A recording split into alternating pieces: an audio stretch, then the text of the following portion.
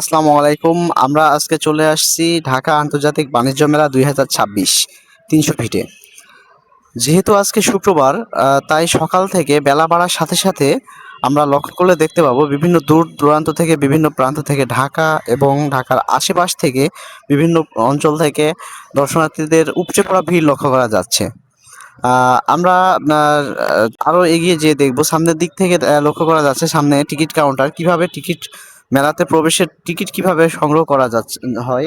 আর এই যে এখান থেকে কিছু কিছু দেখা যাচ্ছে অনেক দর্শনার্থী এসে টিকিট কাটার জন্য, ওরা টিকিটের জন্য লাইনে গেছে। লাইন খুব একটা নাই, উপচে পড়া ভিড় এখনো চোখে পড়ে নাই। এবারে মেলায় এসে আপনার অনুভূতি কেমন লাগছে?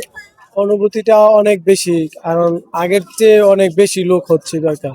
অনেক লোক সংখ্যা দেখে মনে আনন্দ বেশি। এবারে মেলায় যে আসছেন আপনার আসলে কেনাকাটার উদ্দেশ্যে আসছেন নাকি ঘোরার উদ্দেশ্যে আসছেন? হ্যাঁ, ঘুরতেও আসছি, আবার কেনাকাটাও যদি দাম দরে মিলে পছন্দ হয় তাই নিয়ে যাব আপনার কিনে।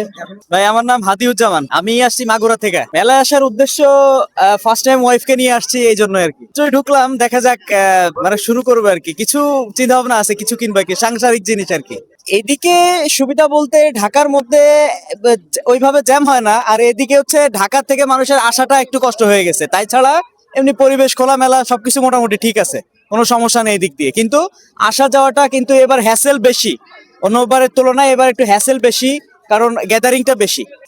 আমার নাম ফাতিহা মুনজারিন মিনহা। আমরা এসেছি বোর্ড বাজার থেকে।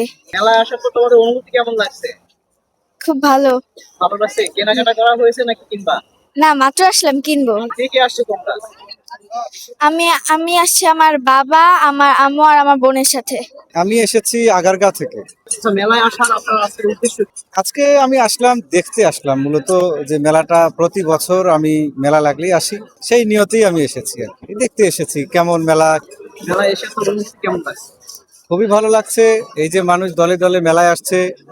স্পেশালি এই মেলাটা আগে যেখানে হতো আগারগাঁয়ে, একটা ঘিঞ্জি পরিবেশে, খুবই যানজটপূর্ণ একটা এলাকায়, সেখানে মেলায় অনেক রাহাজানি হতো, অনেক ক্ষতি হতো মানুষের, সময় লাগতো। আর এখানে একটা ফাঁকা জায়গা, এই জায়গায় হওয়ার পর মেলাটা কি ভালো? খুবই ভালো। এই যে মানুষ শহর থেকে একটা বিনোদনের জন্য হলেও আসতে পারছে, এতে অনেক ভালো লাগছে। নাম কি? ফাহিমা আক্তার। কোথা থেকে আসছো? আমি ঢাকা সাভার থেকে আসছি। এবারের মেলা তোমার কাছে কেমন লাগছে? অনেক ভালো। কার সাথে আসছো তুমি মেলায়? আমি মামার সাথে আসছি। কোথা থেকে আসছি? আমি মিরপুর 11 থেকে। এবারের মেলায় এসে কেমন লাগছে তোর অনুভূতি? ভালোই লাগতেছে, এখন তো কিনা হয় না, এখন মাত্র আসলাম। তো এখানে আমাদের পর্যাপ্ত জনবল রয়েছে, মোটামুটি 70 জন জনবল নিয়ে আমরা এখানে মেলাটাকে বেষ্টিত করে রাখছি। প্রত্যেকটা গেটে সার্চিং এর ব্যবস্থা করা হয়েছে, ব্যাগ সার্চিং, প্লাস ভিতরে আমাদের অনেক ছেলেপেলে সিভিলে এবং পোশাকে অনেকভাবে আমাদের এখানে নিরাপত্তার ব্যবস্থা করা হয়েছে। আপনাদের এই যে মেলাতে যারা দর্শনার্থী আসছে, শুধু কি দেখছে নাকি কিনছে? হ্যাঁ, অবশ্যই এই জায়গায় আসছি আমরা দেখছি, যেহেতু প্রচারণার জন্য, সেক্ষেত্রে যাদের পছন্দ হচ্ছে তারা এখান থেকে সরাসরি পাচ্ছে। এই মুহূর্তে চলে এসেছি মেলা শিশু পার্কে যে মাঠ, যে প্লেসটা নির্ধারণ করা হয়েছে, আমরা এখন এখানে চলে আসছি। এখানে এসে আমরা কয়েকটা শিশু বা একটা ছোট্ট সোনামণিদের সাথে কথা বলার চেষ্টা করছি। আমরা একটা বাচ্চা পেয়ে গেছি, এখন তার সাথে আমরা কথা বলে দেখবো। তোমার নাম কি মামনি? কাশফিয়া খান রাইসা, কোথা থেকে আসছো তুমি? নারায়ণগঞ্জ থেকে। কোথা থেকে? আজকে মেলা আসার পর তোমার অনুভূতি কেমন লাগছে?